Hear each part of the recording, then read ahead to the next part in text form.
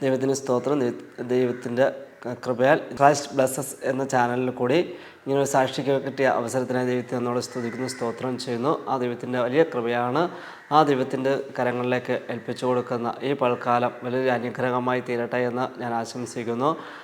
ഞാൻ ജനിച്ച് വളർത്തപ്പെട്ടത് പെന്തക്കോസ്ത് ക്രിസ്ത്യ കോളത്തിലാണ്. എന്നാൽ ഞാൻ കുഞ്ഞുനാളിലേക്ക് നല്ല ആത്മീയത്തിലൊക്കെ വളർന്നു വന്നു. എന്നാൽ ഇച്ചിരി എനിക്ക് അറിവായപ്പോൾ എനിക്ക് ആത്മീയം ഇല്ല എന്നുള്ള രീതിയിൽ ആത്മീയത്തിന് പ്രാധാന്യം കൊടുക്കാനൊക്കെ നടന്നു. എന്നാൽ അവിടെ നിന്ന് ദൈവത്തെ അറിയുവാൻ, ദൈവത്തോട് ചേർന്ന് ജീവിക്കുവാനും ബൈബിൾ കോളേജിൽ പഠിക്കുവാനും ഒരു ദൈവിക ശുശ്രൂഷ ചെയ്യുവാനും ഇങ്ങനെ ദൈവം തിരഞ്ഞെടുത്തു. അങ്ങനെ ശുശ്രൂഷ ചെയ്തുകൊണ്ടിരിക്കുന്ന സമയത്താണ് 2019 ഒരു ആക്സിഡൻറ്റ് നടക്കുവാനെത്തി വന്നു. ആ ആക്സിഡൻറ്റിൽ എന്ന് പറഞ്ഞാൽ ഒരു മേജർ ആക്സിഡൻ്റായിരുന്നു.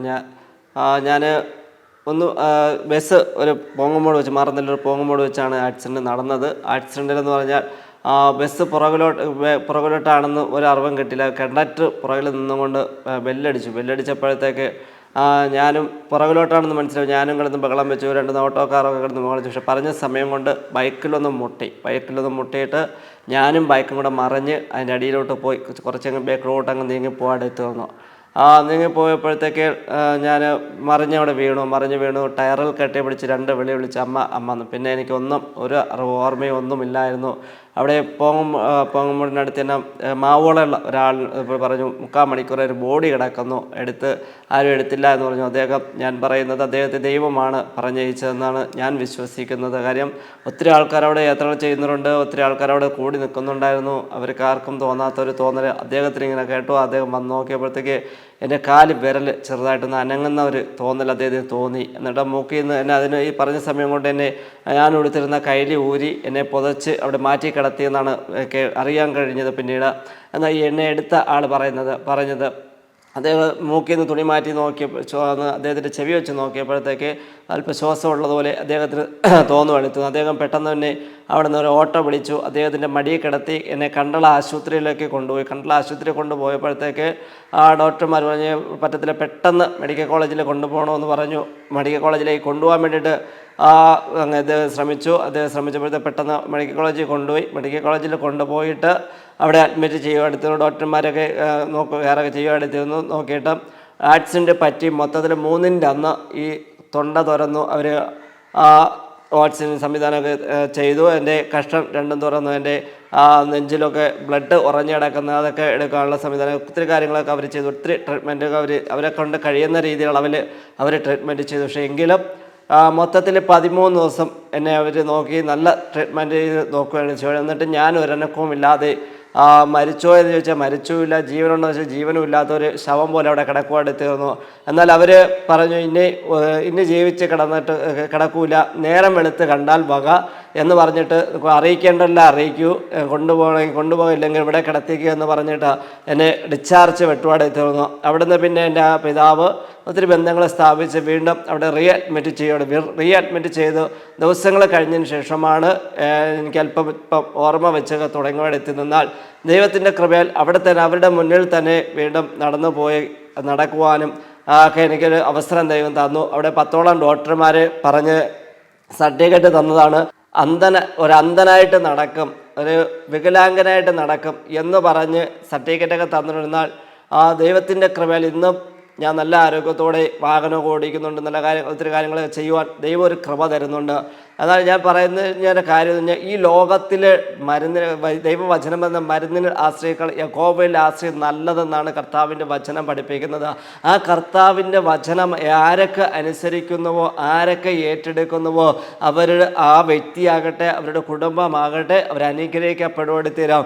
എൻ്റെ അടുത്ത് പറഞ്ഞത്, എന്നെ ഇന്നും കാണുന്ന പലരും പറയും, നീ ഒരു അത്ഭുത മനുഷ്യനാണ്, നിനക്ക് ഇത് എങ്ങനെ ജീവിക്കുന്നു, നീ എങ്ങനെ നടക്കുന്നു എന്നൊക്കെ ചോദിക്കുന്നത്. കാര്യം ഞാൻ ഹോസ്പിറ്റലിൽ കിടന്ന സമയത്ത് ഒത്തിരി എൻ്റെ ദേശക്കാരൊക്കെ പറഞ്ഞു, എപ്പോൾ അവനെ കൊണ്ടുവരും, ഇപ്പം ബോഡി കൊണ്ടുവരും, മരിച്ച വ്യക്തിയാണ് അവിടെ കൊണ്ടുവരാതെ അവിടെ കിടത്തിയിരിക്കുന്നത്.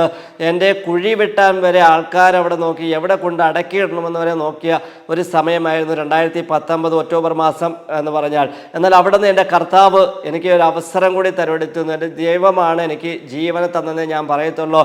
ഈ ട്രീറ്റ്മെൻറ്റ് ചെയ്ത ഡോക്ടർമാരെ ഞാൻ അങ്ങ് അപ്പാടെ തള്ളിക്കളയുന്നില്ല. എങ്കിലും അവരെ കൊണ്ട് പറ്റുന്ന രീതിയിൽ അവർ ട്രീറ്റ്മെൻറ്റ് ചെയ്തെങ്കിലും എൻ്റെ ദൈവം ദൈവമാണ് എന്നെ തൊട്ടത്. എൻ്റെ കാര്യം ഞാൻ ഈ 10ഓളം ഡോക്ടർമാർ പറഞ്ഞത് ഇനി ഇവന് രക്ഷയില്ല, ഇവൻ എണീറ്റ് നടക്കത്തില്ല, ഇവൻ ജീവിക്കത്തില്ല എന്ന് പറഞ്ഞ സ്ഥാനത്ത് അതുവരെ എൻ്റെ ദൈവത്തിന് എന്നെ ചലിപ്പിക്കുവാനോ എനിക്ക് പ്രവൃത്തി ചെയ്യുവാനോ ദൈവത്തിന് സമയമുണ്ടായിരുന്നു. കാര്യം ദൈവവചനം പഠിക്കുന്നതും ലാസർ മരിച്ചു 3 ദിവസം കഴിഞ്ഞപ്പോഴാണ് കർത്താവ് അവൻ്റെ വീട്ടിലേക്ക് ചെന്നതെന്ന് മനസ്സിലായി. അതുവരെ കർത്താവിനോട് പറ്റി നമ്മളൊക്കെക്കാളും കൂടുതൽ ഒരു അടുപ്പമുണ്ടായിരുന്നാണ് ലാസറിനെ കുറിച്ച് പഠിക്കുമ്പോൾ കാണാൻ. എന്നാൽ ലാസറിൻ്റെ രോഗമെന്നൊക്കെ അറിയിച്ചിട്ടും യേശു തിരിഞ്ഞ് അവിടെ വന്നതായിട്ടോ സൗഖ്യമാക്കിയിട്ടോ എന്ന് പറഞ്ഞതുപോലെയാണ് എൻ്റെ അനുഭവത്തിലോ അവരാരൊക്കെ തള്ളിക്കളയുന്നോ അവരൊക്കെ മനുഷ്യരൊക്കെ വിധി എഴുതേണ്ടവർ വിധി എഴുതട്ടെ എന്ന് ആയിരിക്കണം ദൈവം നോക്കിയത്. എന്നാൽ എല്ലാവരും തള്ളിക്കളഞ്ഞപ്പോൾ, എല്ലാവരും അങ്ങ് മാറ്റി കിടത്തിയപ്പോഴത്തേക്ക്, മാറ്റി ഒതുക്കി അങ്ങ് കൂട്ടിയപ്പോഴത്തേക്ക് എൻ്റെ ദൈവം പറഞ്ഞു എനിക്ക് അവനൊക്കെ ഇനി ആവശ്യമുണ്ട്, എൻ്റെ കർത്താവിൻ്റെ ഡ്യൂട്ടി ചെയ്യേണ്ടവനാണ്, എൻ്റെ കർത്താവിൻ്റെ നിയമപ്പെട്ടകം എടുത്ത് ചുമക്കേണ്ടതാണ്, അനേകവരെ ക്രിസ്തുവിലേക്ക് ഒരുക്കേണ്ടവനാണ് എന്നൊരു വാഴ്ത്തത്വമുള്ളത് കൊണ്ട് കർത്താവ് വീണ്ടും ഒരു അവസരം കൂടെ തരുവെടുത്തുന്നത്. ഞാൻ ആശുപത്രിയിൽ നിന്ന് വീട്ടിലേക്ക് വന്നപ്പോഴത്തേക്ക് എൻ്റെ അടുത്ത് പലരും പറഞ്ഞു, നിനക്ക് ഇനി വണ്ടിയൊന്നും ഓടിക്കാൻ പറ്റത്തില്ല, ശുശ്രൂഷ ചെയ്യാൻ പറ്റത്തില്ല, ഒരു വിശ്വാസമായിട്ട് എവിടെയെങ്കിലും ഏതെങ്കിലും ചർച്ചിൽ പോയി ഇരിക്കുക എന്നൊക്കെ പറയാനെടുത്തു തന്നു. നീ ഇനി നടക്കൂല, നിനക്ക് നടക്കാൻ ബുദ്ധിമുട്ടായിരിക്കും, നിനക്ക് കണ്ണ് കണ്ടുകൂടാത്ത അവസ്ഥയായിരിക്കും എന്നൊക്കെ പറഞ്ഞാൽ ഞാൻ ദൈവത്തോട് ഇങ്ങനെ ചോദിച്ചു, കർത്താവേ എന്നെ വികലാംഗനായിട്ടോ അന്ധനായിട്ടാണോ അങ്ങ് കിടക്കുവാൻ അങ്ങ് ആഗ്രഹിച്ച് എന്നെ വീണ്ടും ജീവനെ തന്നത്? എനിക്ക് എന്തിനാണെങ്കിൽ ഒരു ആയുസ്സോട് ഇനി തന്നിരിക്കുന്നത് എന്ന് ഞാൻ ദൈവത്തോട് ചോദിക്കാനെടുത്തു വന്നു. ദൈവത്തോട് ചോദിച്ചു. എന്നാൽ ഇവരൊക്കെ ഇങ്ങനെ പല ആൾക്കാരും ഇങ്ങനെ പറഞ്ഞപ്പോഴത്തേക്ക് ഞാനും വിചാരിച്ചു അങ്ങനെ ശരിയായിരിക്കും എന്ന് പറഞ്ഞു. എന്നാൽ ഞാൻ ആശുപത്രിയിൽ നിന്ന് വീട്ടിൽ വന്നിട്ട് എൻ്റെ വൈഫോ എൻ്റെ അമ്മയോ മക്കളോ ഒന്നും അറിയാതെ ഞാൻ വണ്ടി എൻ്റെ 4 വീലർ വാഹനമുണ്ട് അതൊന്ന് ഷാർട്ട് ചെയ്തിടട്ടെ, അല്ലെങ്കിൽ കുറേ ദിവസം ആയല്ലോ എന്ന് പറഞ്ഞിട്ട്. എന്നാൽ ഞാൻ ആശുപത്രി ഇടയ്ക്കിടയ്ക്ക് ഷാർട്ട് ചെയ്യക്കും വണ്ടി എടുക്കലോ ഒക്കെ ഉണ്ടായിരുന്നു, അത് ഞാൻ അറിഞ്ഞില്ലായിരുന്നു. എന്നാൽ ഞാൻ എൻ്റെ രക്ഷയെന്ന് ഞാൻ വണ്ടി ഒന്ന് ഓട്ടിച്ച് നോക്കണം എന്നുള്ള ധാരണയായിരുന്നു. കാര്യം ഞാൻ ആശുപത്രി കിടക്കുമ്പോഴത്തേക്ക് എനിക്ക് ഇച്ചിരി ഓർമ്മ ആയപ്പോഴത്തേക്ക് ഞാൻ എൻ്റെ ഭാര്യയോട് പറഞ്ഞു, ഡിസ്ചാർജ് വെട്ടാൻ പറയാം, എന്തിനിവിടെ കിടക്കുന്നത്, വീട്ടിൽ പോവാം എന്ന് പറഞ്ഞു. അപ്പോഴേ അവൾ പോയി ചോദിക്കും, ഡോക്ടർ പറയില്ല ആയില്ല, അവർക്കൊരു കണക്കുണ്ടല്ലോ, അതുവരെ അവിടെ കിടത്തിയിരിക്കണം എന്ന്. ഞാൻ നിരന്തരം ഇങ്ങനെ വിഷയമായിരുന്നു, വീട്ടിൽ പോകണം. അപ്പോൾ എൻ്റെ ഭാര്യ ചോദിച്ചു, എന്തിന് വീട്ടിൽ പോയിട്ട് എന്ത് ചെയ്യാനാണ് നിങ്ങൾ? അപ്പോൾ ഞാൻ പറഞ്ഞു, എനിക്ക് ഉപവസിക്കണം, പള്ളിയിൽ പോകണം എന്ന് ഞാൻ പറയാനെടുത്തിരുന്നു. അപ്പോഴവൾ ചോദിച്ചു, നിങ്ങൾ എങ്ങനെ പോകും? ഞാൻ പറഞ്ഞു, ഞാൻ വണ്ടി ഓടിച്ച് പോകും. ഇങ്ങനെ ഞാൻ നെഞ്ചത്തടിച്ച് ഞാൻ വണ്ടി ഓടിച്ച് പോകും എന്നിങ്ങനെ പറയാനെടുത്തുന്നു. എന്നാൽ അത് എൻ്റെ മനസ്സിൽ കിടക്കുന്നുണ്ട്. ഇങ്ങനെ വീട്ടിൽ വന്നിട്ട് എനിക്ക് ഞാൻ ഉദ്ദേശിക്കും പോലെ എനിക്ക് നടക്കാനൊന്നും പറ്റാത്തൊരു സാഹചര്യമായിരുന്നു. എന്നാൽ അവിടെ നിന്ന് ഞാൻ പയ്യെ നടന്നു വണ്ടിയുടെ അടുത്ത് പോയി വണ്ടി സ്റ്റാർട്ട് ചെയ്ത് ആദ്യം കുറച്ച് ഫ്രണ്ടിലോട്ട് എടുക്കുവായിരുന്നു. ഫസ്റ്റ് ഇട്ട് വണ്ടി എടുത്തപ്പോഴത്തേക്ക് വലിയ ബുദ്ധിമുട്ടില്ലാതെ പോയി. എന്നാൽ വീട് ഇച്ചിരി കഴിഞ്ഞപ്പോഴത്തേക്ക് ഞാൻ ഈ സെക്കൻഡ് ഗിയർ ഇടാൻ വേണ്ടി നോക്കിയപ്പോഴത്തേക്ക് എൻ്റെ കൈ അനുവദിക്കുന്നില്ലായിരുന്നു. അല്പം ഒരു ബലഹീനത ഉണ്ടായിരുന്നു, ബലക്കുറവുണ്ടായിരുന്നു. എന്നാൽ ഞാൻ വിചാരിച്ചു, അവിടെ ഇരുന്നോട് വിചാരിച്ചു, കർത്താവേ ഈ വണ്ടി ഓടിക്കാൻ എനിക്ക് പറ്റത്തില്ല, ബൈക്ക് ഓടിക്കാനും ഇനി പറ്റത്തില്ല, എൻ്റെ കാര്യം കഴിഞ്ഞു, ഇനി എന്തിനാണ് ഞാൻ ജീവിക്കുന്നത് എന്ന് ഞാൻ ഇങ്ങനെ ദൈവത്തോട് ചോദിച്ചു. എന്നാൽ എൻ്റെ ദൈവം എന്നോട് പറഞ്ഞ കാര്യം, നിന്നോട് ആര് പറഞ്ഞ് വണ്ടി ഓടിക്കാൻ പറ്റത്തില്ല എന്ന്? നിനക്ക് സമയമായില്ല, ഈ വണ്ടി ഒന്നും ഓടിക്കാൻ നിനക്ക് സമയമായില്ല എന്ന് എന്നോട് ദൈവാത്മാവ് പറയാനെത്തുന്നു, എന്നോട് ഇടപെട്ടു. എന്നാൽ അതിന് പ്രകാരം ഇച്ചിരി കൂടെ വെയിറ്റ് ചെയ്തിട്ട് ഞാൻ ദൈവത്തോട് പിന്നെയും കിടന്നുകൊണ്ട് ആ കിടക്കി കിടന്നുകൊണ്ടും ഇരുന്നു കൊണ്ടും ഞാൻ ദൈവത്തോട് കർത്താവേ എനിക്ക് എത്രയും പെട്ടെന്ന് അങ്ങയുടെ വേല ചെയ്യണം, അങ്ങ് വണ്ടിയൊക്കെ ഓടിച്ച് എനിക്ക് ചർച്ചയിൽ പോകണം, ഒത്തിരി കാര്യങ്ങൾ ചെയ്യണം എന്ന് ഞാൻ പറഞ്ഞു. ഒത്തിരി കാര്യങ്ങൾ ചെയ്താൽ ദൈവം ഒരു ആരോഗ്യം തന്നതിൻ്റെ വെളിച്ചത്തിലാണ് ഇന്ന് വൽക്കാലം ഇവിടെ ആയിരിക്കുന്നത്. എന്നാൽ ഞാൻ അതിന് 8 വർഷത്തിന് മുൻപെന്ന് പറഞ്ഞു കഴിഞ്ഞാൽ അപ്പോഴും ഞാൻ ഒത്തിരി കാര്യങ്ങൾ ചെയ്യുമായിരുന്നു, തൊഴിൽപരമായിട്ട് പോകുമായിരുന്നു, ആർക്കും വകവയ്ക്കാത്തൊരു കാലഘട്ടമായിരുന്നു.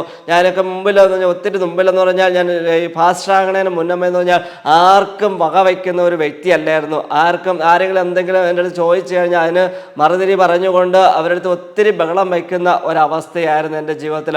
ആർക്കും വകവയ്ക്കില്ല, ഒരൊറ്റ വ്യക്തികൾക്ക് വകവയ്ക്കാതെ നടന്ന വ്യക്തി. എന്നാൽ അത് ഞാൻ മനസ്സിലാക്കുന്നത് എൻ്റെ ദൈവം എന്നെ കുറച്ച് പഠിപ്പിക്കാൻ വേണ്ടിയിട്ടാണ് ആ ശോധന തന്നതെന്നാണ് ഞാൻ മനസ്സിലാക്കുന്നത്. എൻ്റെ ഈ ആക്സിഡൻറ്റിന് ശേഷം ഒത്തിരി പേര് ആക്സിഡൻറ്റ് പറ്റി മരിച്ചു. ഞാൻ വീട്ടിൽ വന്നപ്പോഴത്തേക്കും ബൈക്കും കൂട്ടിയിടിച്ച് മരിച്ച യവനക്കാരുണ്ട്, ആട്ടയും ബൈക്കും കൂടെ കൂട്ടിമുട്ടി മരിച്ച ഒത്തിരി പേരെ എനിക്ക് കേൾക്കുവാനിരുന്നു, പല വാഹനങ്ങളും ഇടുന്നു. ഇപ്പോൾ ഞാൻ നോക്കിയപ്പോൾ കഴിഞ്ഞപ്പോഴത്തേക്ക് എൻ്റെ കർത്താവ് എൻ്റെ KSRTC ബസ്സിൻ്റെ അടിയിൽ പോയിട്ട്, നമ്മുടെ KSRTC ബസ് എന്ന് പറഞ്ഞാൽ അറിയാമല്ലോ, ഒരു എടുപ്പൊരു പോക്കാണ്, അവർ ഒരു നിയന്ത്രണമില്ലാത്തൊരു പോക്കാണ് അവരുടെ പോക്കെന്ന് പറഞ്ഞു കഴിഞ്ഞാൽ. എന്നാൽ അതിൻ്റെ അടിയിൽ പോയിട്ട് ടയറിൻ്റെ കെട്ടിപ്പിടിച്ച് എൻ്റെ ശരീരത്തിൽ ടയറ് കയറുവാൻ ഒരുപാട് സമയമൊന്നും വേണ്ടായിരുന്നു. എന്നാൽ എൻ്റെ ദൈവമാണ് അവിടെ വണ്ടി അത് ബ്രേക്ക് ചെയ്യിച്ചതെന്നാണ് ഞാൻ വിശ്വസിക്കുന്നത്.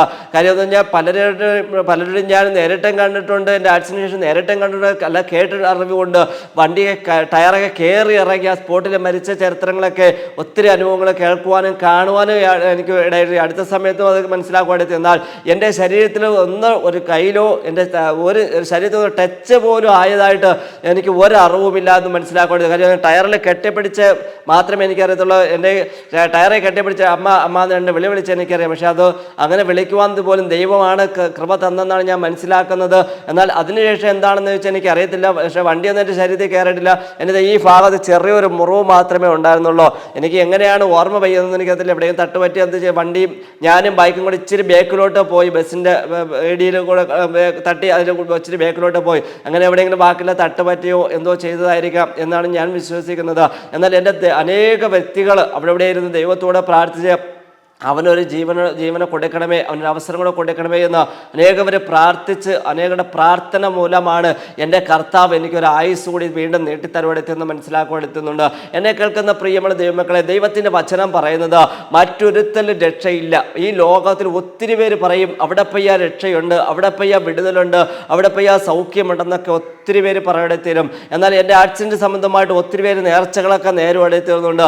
അവരൊക്കെ പലരും നേർച്ചകൾ നിവർന്നെന്ന് പറയാൻ എടുത്തുന്നുണ്ട്. എന്നാൽ ഞാൻ പറഞ്ഞ സാരമെന്ന് കഴിഞ്ഞാൽ പലരും പറയും അവിടെ പോയാലാണ് വിടുതൽ കിട്ടുന്നത്, ഇവിടെ പോയാൽ വിടുതൽ കിട്ടുമെന്നൊക്കെ പറയുന്നാൽ ദൈവത്തിൻ്റെ വചനം മറ്റൊരുത്തിനും രക്ഷയില്ല. രക്ഷ പ്രാപിക്കണമെങ്കിൽ, നമുക്ക് രക്ഷപ്പെടണമെങ്കിൽ ആകാശത്തിന് കീഴിൽ ഭൂമിക്ക് മുകളിൽ മനുഷ്യരുടെ യേശു എന്ന നാമം മാത്രമേ ഉള്ളൂ.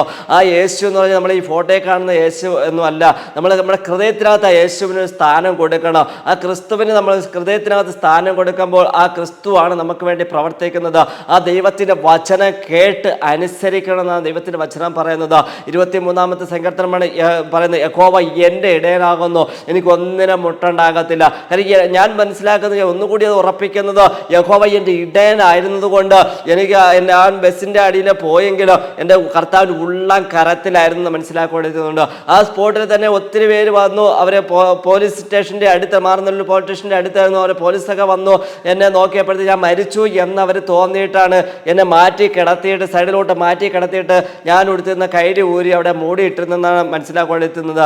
എന്നാൽ ഞാൻ പറയട്ടെ പ്രിയമുള്ള സുഹൃത്തുക്കളെ, ദൈവമക്കളെ, ദൈവം ഒരു വ്യക്തിയെ കണ്ടിട്ടുണ്ടെങ്കിൽ, ഒരു മനുഷ്യനെ കണ്ടിട്ടുണ്ടെങ്കിൽ അത് എങ്ങനെയെങ്കിലും ദൈവത്തിങ്കിലേക്ക് അടുത്ത് വരാൻ വേണ്ടി ദൈവം നമ്മളെ ശോധന ചെയ്യുക അടുത്തരാം. കാരണം ദൈവത്തിൻ്റെ വചനം പഠിപ്പിക്കുന്ന പരീക്ഷ സഹിക്കുന്ന മനുഷ്യൻ ഭാഗ്യവനെന്നാണ്. നമുക്ക് പരീക്ഷകൾ വേണമെന്നൊരു ചിന്തഗതിയിലാണ് ഞാൻ പറയുന്നത് പ്രിയമുള്ള ദൈവമക്കളെ. കാര്യം എന്ന് പറഞ്ഞാൽ പരീക്ഷ ഇല്ല എങ്കിൽ എന്ന് പറഞ്ഞാൽ ദൈവത്തെ നമ്മൾ മറക്കുന്നൊരു കാലഘട്ടം ഉണ്ടാകുവാനെടുത്തീരാം.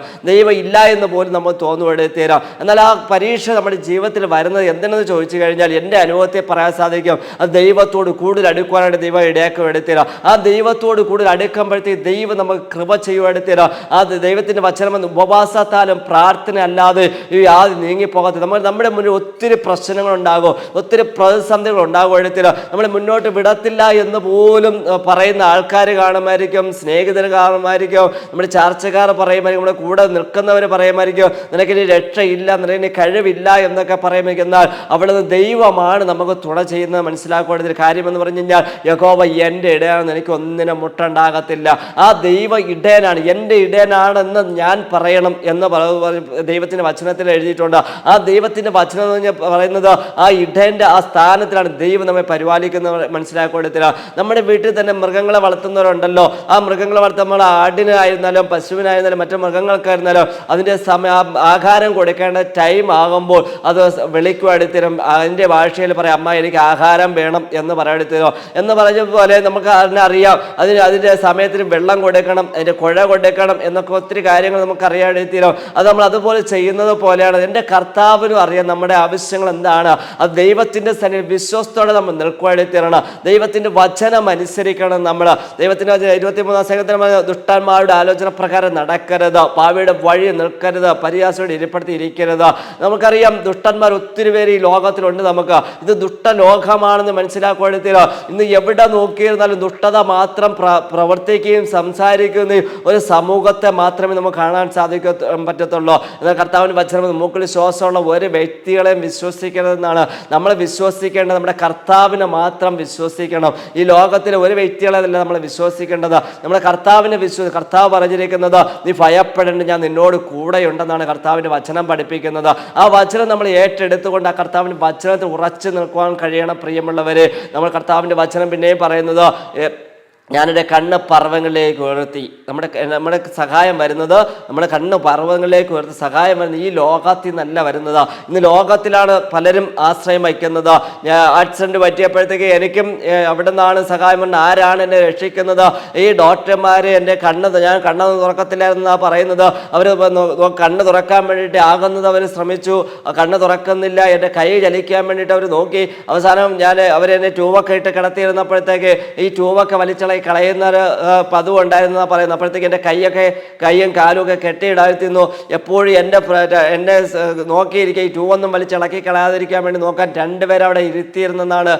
എൻ്റെ അച്ഛനോ ആരെങ്കിലും എൻ്റെ ഭാര്യ അങ്ങനെ ആരെങ്കിലുമൊക്കെ മാറി ഇരുന്നിങ്ങനെ നോക്കിക്കൊണ്ടിരുന്ന സമയമുണ്ടെന്നാണ് പറയുന്നത്. എന്നാൽ അവസാനം എന്നാണ് ഈ ഡോക്ടർമാരും മെഡിക്കൽ കോളേജിൽ, നമ്മുടെ തിരുവനന്തപുരം മെഡിക്കൽ കോളേജിലെ സൂപ്രണ്ടും ഏതാണ്ട് 13 ദിവസം അവരെന്നയ്ക്ക് വേണ്ടിയിട്ട് ഒത്തിരി ട്രീറ്റ്മെൻറ്റ് അവരെ കൊണ്ട് പറ്റുന്ന രീതിയിൽ അവർ ഈ ലോകത്തിൽ പഠിച്ച പഠനം അനുസരിച്ച് ട്രീറ്റ്മെൻറ്റൊക്കെ ചെയ്തെങ്കിലും ഞാൻ ഒരു അനക്കവും ഇല്ലായിരുന്നു എന്ന് അവിടെ മനസ്സിലാക്കുകയെത്തുന്നുണ്ട്. എന്നാൽ എൻ്റെ കർത്താവാണ് എനിക്കൊരു അവസരം കൊടുത്ത ജീവനെ തന്നവിടെ മനസ്സിലാക്കുകയാണ്.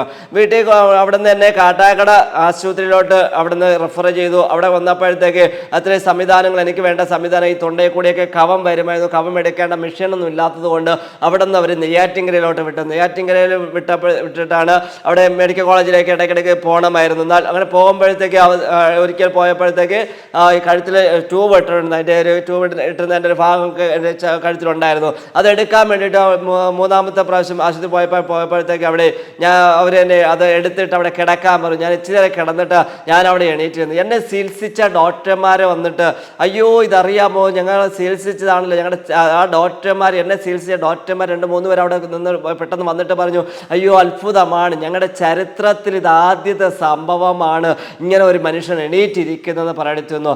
ഞാൻ അവിടെ അവരുടെ മുന്നിലും മുസ്ലിം ഡോക്ടർ ഉണ്ടായിരുന്നു, ഹിന്ദു ഡോക്ടർ ഉണ്ടായിരുന്നു. എന്നാൽ അവരുടെ മുന്നിൽ ഞാൻ പറഞ്ഞു, ഇത് മറ്റാരുടെയും കഴിവല്ല, എൻ്റെ ദൈവത്തിൻ്റെ കൃപയാണ് എന്ന് പറയുക. അവരുടെ മുന്നിലും പറയുക. അവരും പറഞ്ഞു അത് തന്നെയാണ്, ദൈവത്തിൻ്റെ കൃപയാണ്, നിങ്ങൾക്ക് വേണ്ടി ആരൊക്കെയോ പ്രാർത്ഥിച്ചു എന്നിങ്ങനെ പറയണെത്തുന്നു.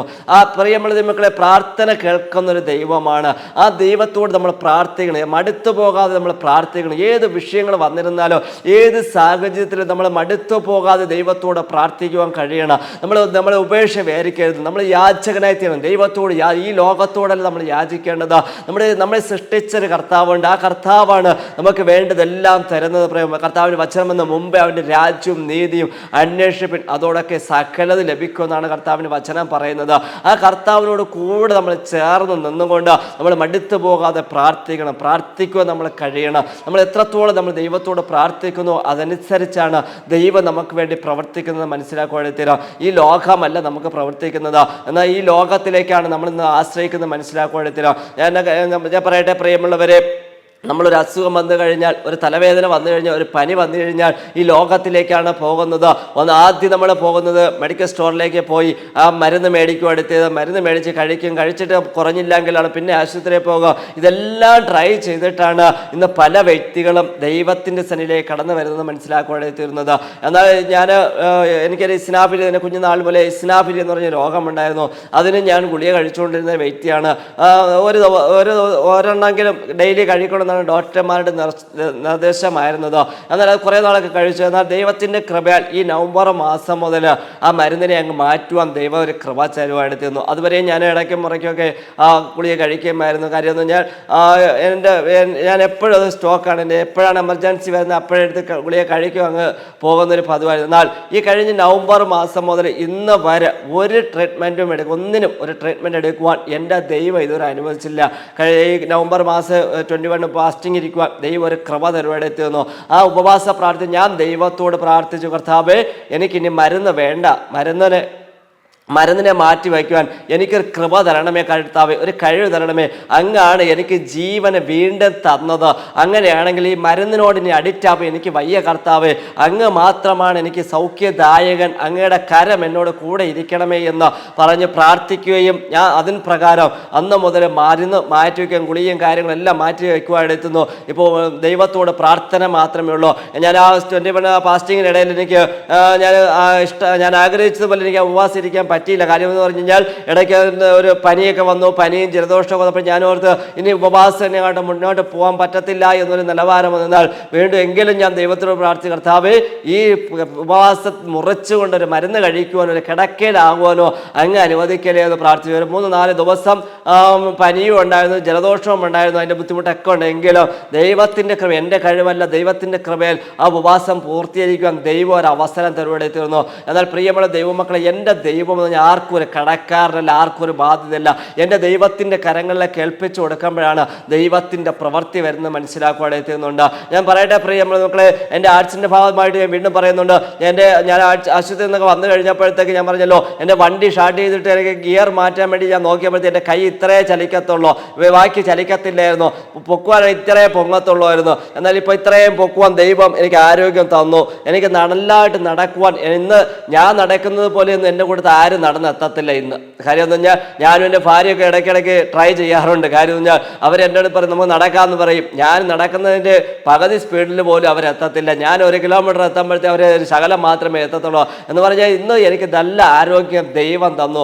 ആ ദൈവത്തിനോട് കൂടെ ചേർന്ന് നിൽക്കുമ്പോഴത്തേക്ക് ആ ദൈവമാണ് നമുക്ക് വേണ്ട നന്മകളൊക്കെ തരുന്നത്, വേണ്ട സൗകര്യങ്ങളൊക്കെ തരുന്നത്. പക്ഷെ ദൈവത്തിന് ആദ്യം പ്രാധാന്യം കൊടുക്കണം. ഇന്ന് ഈ ലോകത്തിൽ ഏറ്റവും ഒട്ടുമിക്ക വ്യക്തികളെന്ന് പറഞ്ഞു കഴിഞ്ഞാൽ അവരുടെ തിരക്കൊക്കെ കഴിഞ്ഞിട്ട് മാത്രമേ ദൈവത്തോട് പ്രാർത്ഥിക്കത്തുള്ളൂ, ദൈവത്തിൻ്റെ സന്നിധിയിലേക്ക് ഇരിക്കത്തുള്ളൂ എന്ന് മനസ്സിലാക്കുവാൻ നിന്നാൽ അതല്ല, അങ്ങനെയല്ല ചെയ്യേണ്ടത്. നമ്മൾ ദൈവത്തിന് ആദ്യം പ്രാധാന്യം കൊടുക്കണം, ദൈവത്തിന് പ്രാധാന്യം കൊടുക്കണം, ദൈവത്തെ ആരാധിക്കാൻ ഉത്സാഹം കൊടുക്കണം, ദൈവവചനം വായിക്കാൻ ഉത്സാഹം കൊടുക്കുമ്പോഴത്തേക്ക് ദൈവം നമുക്ക് വേണ്ടി പ്രവർത്തിക്ക് വേണ്ടി തീരാം. കർത്താവിന് വചനം പറയുന്നത് ചില വ്യക്തികൾ എനിക്ക് കഴിഞ്ഞ ദിവസങ്ങളൊക്കെ എനിക്ക് മനസ്സിലായിരുന്നു. ചില വ്യക്തികൾ പറഞ്ഞു, അയ്യോ എനിക്ക് ഇന്ന രോഗമാണ്, രോഗം പ്രാർത്ഥിച്ചിട്ട് മാറണില്ല, ആശുപത്രിയിൽ പോയാലേ മാറത്തുള്ളൂ എന്നൊക്കെ ഇങ്ങനെ പലരും പറയുന്ന കേൾക്കുവാനെത്തുന്നാൽ പ്രിയമുള്ള മക്കളെ, ഞാൻ പറയട്ടെ, എനിക്ക് എൻ്റെ വ്യക്തിപരമായ വിഷയത്തിലാണ് എനിക്ക് മനസ്സിലാവുന്നത്. ഈ രോഗം നമ്മൾ മരുന്ന് കഴിക്കേണ്ടെന്ന് ഞാൻ ഒരിക്കലും പറയത്തില്ല. പക്ഷെ മരുന്ന് കഴിക്കുന്നതിനേക്കാൾ ഉപരി ദൈവത്തോട് നമ്മൾ പറയണം. കാര്യം എൻ്റെ ആവശ്യം ഞാൻ തന്നെ ദൈവത്തോട് പറയേണ്ടതാണ് ഏറ്റവും ആവശ്യമായിരിക്കുന്നത്. ഞാൻ എൻ്റെ ദൈവത്തോട് ഞാനാണ് എൻ്റെ ആവശ്യം പറയുന്നത്, എന്തൊക്കെയാണ് എനിക്ക് വേണ്ടത്. ആദ്യം നമ്മൾ ദൈവത്തോട്, കർത്താവേ എൻ്റെ കുറവുകൾ ക്ഷമിക്കണം. ഒരു മനുഷ്യനായതുകൊണ്ട് കുറവില്ലാത്ത മനുഷ്യനില്ല എന്ന് ദൈവവചനം തന്നെ പറയുന്നുണ്ട്. നമ്മുടെ നോട്ടത്തിൽ പാവം വരും, നമ്മുടെ സംസാരത്തിൽ വരും, നമ്മുടെ പോക്കിലെ പ്രവൃത്തിയിലൊക്കെ പാവം ചെയ്യുവാണെങ്കിൽ എന്നാൽ നമ്മുടെ കർത്താവ് നമ്മുടെയൊക്കെ പാവത്തിന് പരിഹാരമായിട്ടാണ് ക്രൂശിൽ യാഗമായി തീർന്നത് മനസ്സിലാക്കുവാനെത്തുന്നുണ്ട്. ആ കർത്താവിനോട് കൂടെ ചേർന്ന് നമ്മൾ പറയണം, കർത്താവേ എൻ്റെ ജീവിതത്തിൽ എന്തെങ്കിലും കുറവ് സംഭവിച്ചുകൊണ്ട് അങ്ങ് ക്ഷമിക്കണമേ എന്ന് ദിനംതോറും നമ്മൾ ദൈവത്തോട് പ്രാർത്ഥിക്കുകയോ നമ്മുടെ ആവശ്യങ്ങൾ ദൈവത്തോട് പറയേണ്ട ഏറ്റവും ആവശ്യമാണ്. പ്രിയമുള്ള ദൈവമക്കളെ, ആ നല്ല കർത്താവിൻ്റെ കരങ്ങളിലേക്ക് ഏൽപ്പിച്ചു കൊടുക്കണം. ഞാൻ ഇടയ്ക്ക് ഒരു കാര്യം വിട്ടുപോയി. ഞാൻ ആക്സിഡൻറ്റ് പറ്റി ആശുപത്രി കിടക്കുമ്പോഴത്തേക്ക് എൻ്റെ ഒരു അങ്കിളുണ്ട്. ആ അങ്കിൾ എന്ന് പറഞ്ഞാൽ ഹൈന്ദവനാണ്. എൻ്റെ അങ്കിൾ പറഞ്ഞു, മക്കളെ നിനക്ക് ഞാൻ അങ്കിൾ ഗൾഫിലായിരുന്നപ്പോഴത്തേക്ക് അങ്കിൾ പറഞ്ഞു, ഞാൻ ശബരിമലക്ക് കൊണ്ട് നിന്നെയും കൂടെ കൊണ്ടുപോയി ഒരു നിലവിളക്ക് നേർന്നിട്ടുണ്ട്, അപ്പോൾ മക്കളും കൂടി വരണം, അത് നിലവിളക്ക് അവിടെ നിറവേറ്റുക എന്ന് പറഞ്ഞു. ഞാൻ പറഞ്ഞു, അങ്കിളെ ഞാൻ ഒരിക്കലും വരത്തില്ല. അങ്കിളാണ് നേർന്നതെങ്കിലും അങ്കിൾ നേർച്ച നിറവേറ്റാൻ പോകണമെങ്കിൽ ഞാൻ ഒരിക്കലും വരത്തില്ല അങ്കിൾ കൊണ്ടുപോയി അല്ല. അപ്പോൾ അങ്കിൾ പറഞ്ഞില്ല, മക്കളെ കൂടെ കൊണ്ടുപോയി ചെയ്യാമെന്നാണ് പറഞ്ഞത്. മക്കൾ വന്നില്ല, ഞാൻ ചെയ്യുന്നില്ല. അപ്പോൾ ഞാൻ പറഞ്ഞു, അങ്കിൾ അങ്ങനെയുള്ള ഒരു കാര്യം ചെയ്യും, അതൊരു പള്ളിയിൽ വെക്കേണ്ട സംവിധാനം ചെയ്യാം അങ്കിളെ എന്ന് പറഞ്ഞു. അപ്പോഴേട്ട് പള്ളിയിൽ വെക്കേണ്ടല്ലോ. അപ്പോൾ ഞാൻ പറഞ്ഞു, അത് പള്ളിക്കാർ വെക്കുകയോ എന്തെങ്കിലും ചെയ്തോളാം, അങ്ങനെ അങ്കിൾ നോക്കണ്ട, അങ്കിൾ നേർന്നു പോയെങ്കിൽ അങ്കിളിന് പള്ളിയിൽ വരാൻ മനസ്സുണ്ടെങ്കിൽ അങ്കിൾ പള്ളിയിൽ കൊണ്ടുവയ്ക്കാമെന്ന് പറഞ്ഞു. അപ്പോൾ അങ്കിൾ പറഞ്ഞു, ഇല്ല ഞാൻ നീ വരുന്നില്ലെങ്കിൽ അത് നിറവേറ്റൂല എന്ന് പറയത്തുന്നു. ഇപ്പോഴും അങ്കിൾ എൻ്റെ അടുത്ത് പിണക്കമാണ്. കാര്യം ഞാൻ അങ്ങനെ പോകാത്തത്, അങ്കിൾ ഹൈന്ദവനായതുകൊണ്ട് അങ്കിളിൻ്റെ കൂടെ പോകാത്തതുകൊണ്ട് അങ്കിൾ ഇപ്പോഴും പിണക്കമാണ്. പക്ഷേ എങ്കിലും എനിക്ക് പിണങ്ങിയിരിക്കാൻ വ്യവസ്ഥയില്ല. ഞാൻ അങ്കിളിനെ ഇടയ്ക്കിടയ്ക്ക് വിളിക്കാറുണ്ട്, ആ കാര്യം സംസാരിക്കാറുണ്ട്. എന്നാൽ ഞാൻ പറഞ്ഞത് സാരമെന്ന് പറഞ്ഞു കഴിഞ്ഞാൽ ഇന്ന് ലോകത്തിലെ മനുഷ്യൻ പറയുന്നത് അവിടെ ഇവിടെയൊക്കെ പോയെങ്കിൽ മാത്രമേ സൗഖ്യം കിട്ടത്തുള്ളൂ എന്ന്. നമ്മൾ ആദ്യം ദൈവത്തിൽ ഉറയ്ക്കണം. നമ്മൾ ദൈവത്തിൻ്റെ വചനം പറയുന്നത്, നീ നിൽക്കുന്ന സ്ഥലം വിശുദ്ധ സ്ഥലം എന്നാണ് കർത്താവിൻ്റെ വചനം പഠിപ്പിക്കുന്നത്. നാം എവിടെയാണ് നിൽക്കുന്നത് അവിടെ നമ്മൾ ദൈവത്തിൻ്റെ കരങ്ങളിലേക്ക് ഏൽപ്പിച്ചു നമ്മൾ ദൈവത്തെ സമർപ്പിക്കണം. ആദ്യം ദൈവത്തിൻ്റെ കരങ്ങളെ നമ്മൾ സമർപ്പിക്കണം. സമർപ്പിച്ചിട്ട് കർത്താവിനോട് പറ, കർത്താവേ അങ്ങയുടെ കരങ്ങളിൽ എന്നെ ഏൽപ്പിക്കുന്നു. അങ്ങയുടെ ഇഷ്ടപ്രകാരം ആയി തീരുവാൻ എന്നെ ഒന്ന് സഹായിക്കണമേ. ഈ ലോകപരമായിട്ടല്ല ഞാൻ ജീവിക്കേണ്ടത് കർത്താവേ. ഈ ലോകത്തിൽ ഒരു മനുഷ്യൻ്റെ വാക്കും കേട്ടല്ല ഞാൻ നടക്കേണ്ടത്. എൻ്റെ കർത്താവിൻ്റെ വാക്ക് കേട്ട് നടക്കുവാൻ എനിക്കൊരു ബലം തരണം കർത്താവേ എന്ന് നമ്മൾ പറയാനെത്തിരണം പ്രിയമുള്ള ദൈവമക്കളെ.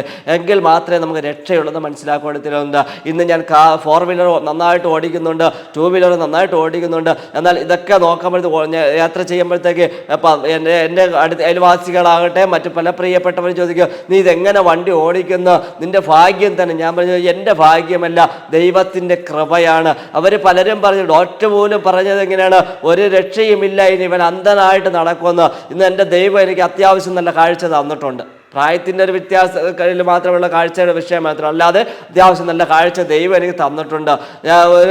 ഒരു വേറൊരു വ്യക്തിയുടെ സഹായമില്ലാതെ എൻ്റെ കാര്യങ്ങളൊക്കെ ചെയ്യുവാൻ ദൈവം എനിക്കൊരു കൃപ തരുന്നുണ്ട്. ഈ ഡോക്ടർമാർ പറഞ്ഞ എൻ്റെ സർട്ടിഫിക്കറ്റ് എൻ്റെ വീട്ടിനകത്തുണ്ട്. എൻ്റെ ഭാര്യയിലെല്ലാം തകർന്നു പോയി, പൊടിഞ്ഞു കിടക്കുകയാണ്, ഇവൻ ഇനി നൂർന്നിരിക്കാനൊന്നും പറ്റത്തില്ല എന്നാണ് പറഞ്ഞത്. ഇന്ന് പ്രിയമുള്ള ദൈവമക്കളെ, എനിക്ക് ഇത്രയും നല്ല ആരോഗ്യത്തോടെ നിവർന്നിരിക്കാൻ പറ്റുന്നുണ്ട്. ഞാൻ നേരത്തെ പറഞ്ഞല്ലോ, നന്നായിട്ട് നടക്കാൻ പറ്റുന്നുണ്ട്, എനിക്ക് അത്യാവശ്യം ഓടാൻ പറ്റുന്നുണ്ട്, എല്ലാ കാര്യങ്ങളും ചെയ്യാൻ പറ്റുന്നുണ്ട്. എന്നാൽ ആരുടെ ഇത് ആശ്രയമില്ലാതെയാണ് എൻ്റെ കർത്താവ് എനിക്കൊരു ആരോഗ്യം തന്നതാണ്. എൻ്റെ കർത്താവിന് വേണ്ടി നമ്മൾ പ്രാധാന്യം കൊടുക്കുമ്പോഴത്തേക്ക് കർത്താവിന് മാത്രമേ നമുക്ക് വേണ്ടി എന്തെങ്കിലും ചെയ്യാൻ പറ്റത്തുള്ളൂ. അല്ലാതെ ഈ ലോകത്തിൽ നമുക്കൊന്നും ചെയ്തു തരാൻ പറ്റത്തില്ല. എനിക്കൊരാളിനെ സഹായിക്കാൻ പറ്റത്തില്ല. സഹായിക്കണമെന്ന് ആഗ്രഹം ഉണ്ടെങ്കിലും ഞാൻ സഹായിച്ചാൽ അത് ഒന്നും ആകത്തില്ല. എന്നാൽ ദൈവം നമ്മളെ സഹായിച്ചു കഴിഞ്ഞാൽ, ദൈവം നമുക്ക് വേണ്ടി പ്രവർത്തിച്ചു കഴിഞ്ഞാൽ മാത്രമേ അത് നല്ല സഹായമായി നിൽക്കത്തുള്ളൂ, അത് ശാശ്വതമായി നിൽക്കത്തുള്ളൂ നമ്മുടെ മനസ്സിലാക്കിയെടുത്തിരുന്നുള്ളൂ. ആ കർത്താവിൻ്റെ കരങ്ങളിലേക്ക് നമ്മൾ ഏൽപ്പിച്ചു കൊടുക്കണം. ഞാൻ നേരത്തെ പറഞ്ഞതുപോലെ മറ്റൊരുത്തലും രക്ഷയില്ല. ഈ ലോകത്തിൽ ഒരു വ്യക്തികളും നമ്മളെ രക്ഷിക്കാൻ കടന്നു വരത്തില്ല. ഇപ്പോൾ കഴിഞ്ഞ ഈ തെരഞ്ഞെടുപ്പ് കഴിഞ്ഞല്ലോ, നമ്മുടെ വീട്ടിലൊക്കെ വന്ന് പലരും പറഞ്ഞു, ഞാൻ നിങ്ങളെ സഹായിക്കാം, നിങ്ങൾക്ക് അത് തരാം ഇത് തരാം എന്നൊക്കെ പറഞ്ഞ് ഒത്തിരി വാഗ്ദാനങ്ങൾ തന്ന ഈ കഴിഞ്ഞ തെരഞ്ഞെടുപ്പിലും പൊതുവേ ഉള്ള തെരഞ്ഞെടുപ്പൊക്കെ പറയുന്നതാണ്. പക്ഷേ അവർ ജയിച്ച് അവർ ഭരണത്തിലേക്ക് കയറുമ്പോഴത്തേക്ക് അവരടുത്ത് നമ്മൾ പോയി, അയ്യോ എനിക്ക് ഇന്ന സഹായം വേണമെന്ന് പറഞ്ഞ് പോയി ചോദിച്ചു കഴിഞ്ഞാൽ അവർ ഒത്തിരി മുട്ട തർക്കങ്ങളെ പറയും, ഒത്തിരി നിബന്ധനകളെ പറയരുത്. എന്നാൽ എൻ്റെ കർത്താവെന്ന് അങ്ങനെ ഒന്നും നിബന്ധന പറയുന്ന ദൈവമല്ല. ദൈവം പറഞ്ഞിരിക്കുന്നു, നീ ഭയപ്പെടേണ്ട, ഞാൻ നിന്നോട് കൂടെയുണ്ട്. നിന്റെ ആവശ്യങ്ങൾക്കൊക്കെ ദൈവം അത്ഭുതം, നിന്റെ ബുദ്ധിമുട്ടൊക്കെ ദൈവം മാറ്റി തരുമെന്നാണ് കർത്താവിൻ്റെ വചനത്തിലേക്ക് പറഞ്ഞിരിക്കുന്നത്. നാം ദൈവത്തിൽ വിശ്വസിക്കണം, നമ്മെ കർത്താവിൽ സമർപ്പിക്കണം. കർത്താവിനോട് പറയണം, കർത്താവേ എൻ്റെ ഇനി ആവശ്യങ്ങളുണ്ട്. ഞാൻ നേരത്തെ പറഞ്ഞതുപോലെ ഞാൻ എൻ്റെ കണ്ണ് പർവ്വതങ്ങളിലേക്ക് ഉയർത്തുന്നു. എനിക്ക് സഹായം വരുന്നത് ആകാശത്തെ ഭൂമി ഉണ്ടാക്കിയ യഹോവയിൽ നിന്നാണ് പ്രിയമുള്ളവരെ. അല്ലാതെ ഈ ലോകത്തിൽ നിന്നല്ല ഈ പ്രകാശം വരുന്നത്.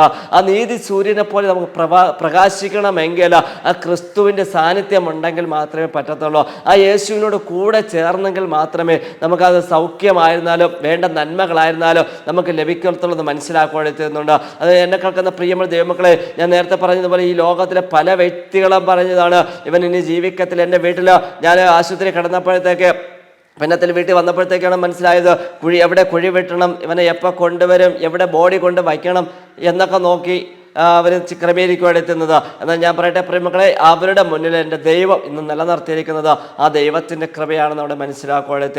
ഞാനിപ്പോൾ 2 വർഷം കൊണ്ട് യഹോവയിലെ ദൈവസഭ ചാങ്ങ കണ്ടമൂലയാണ് ഞങ്ങൾ കുടുംബമായിട്ട് വർക്ക് ചെയ്യുന്നത്.